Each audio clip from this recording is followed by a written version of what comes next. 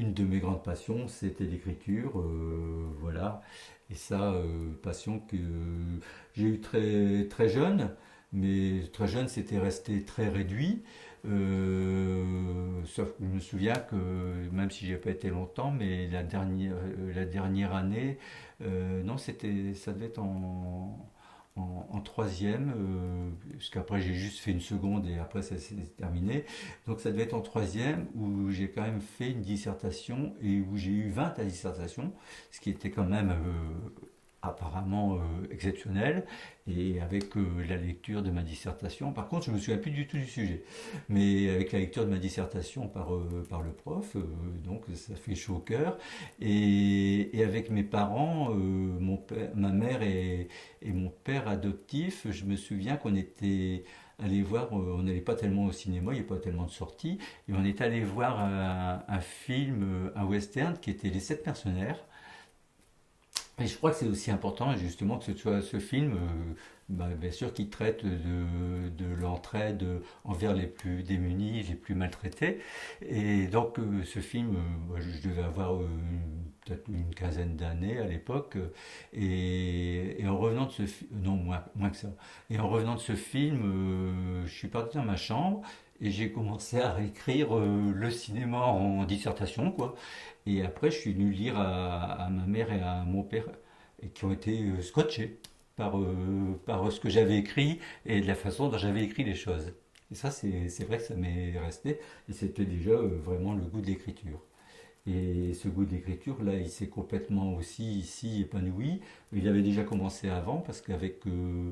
et il s'est épanoui, là, je dirais, grâce à mon épouse Christina, qui très vite, après notre rencontre, où j'écrivais facilement des petites cartes, des petits mots, et où elle avait perçu ce goût des autres à travers l'écriture, et le goût de billets d'humeur, d'idées, d'attention.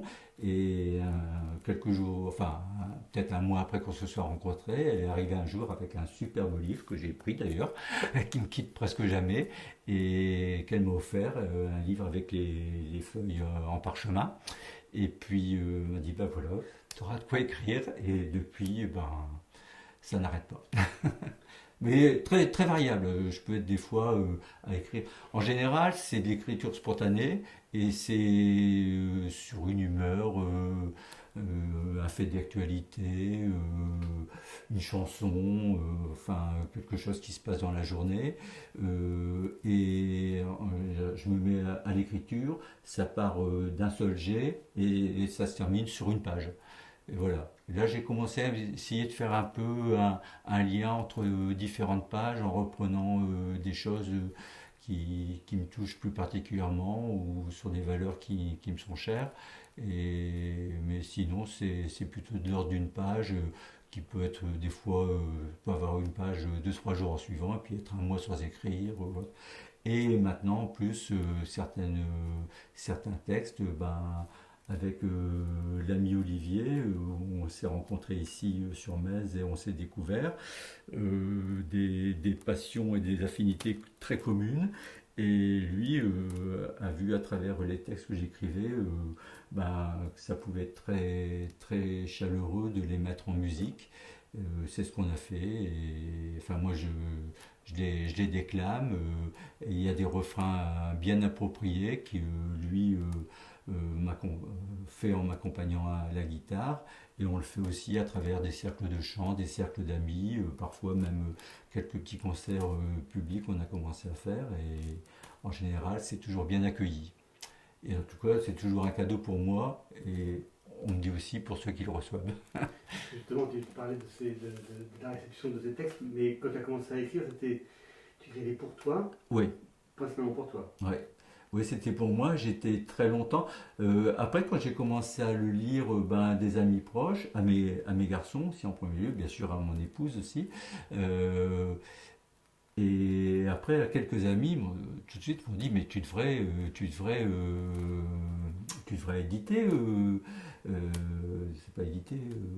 Enfin, si, tu devrais éditer tes textes.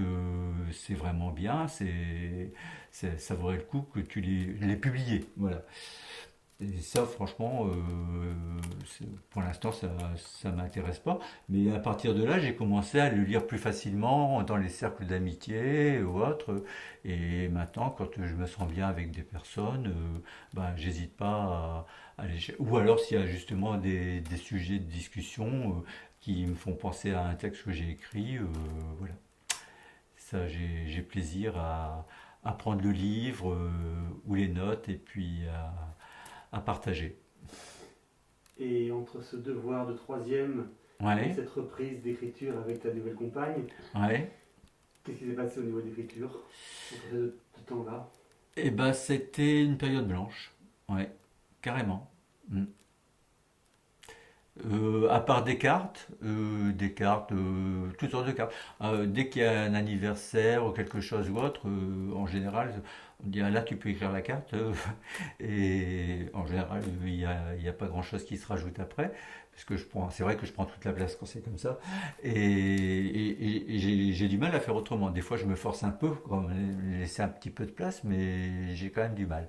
Il faut que ça rentre bah, dans le cadre que j'ai pour écrire.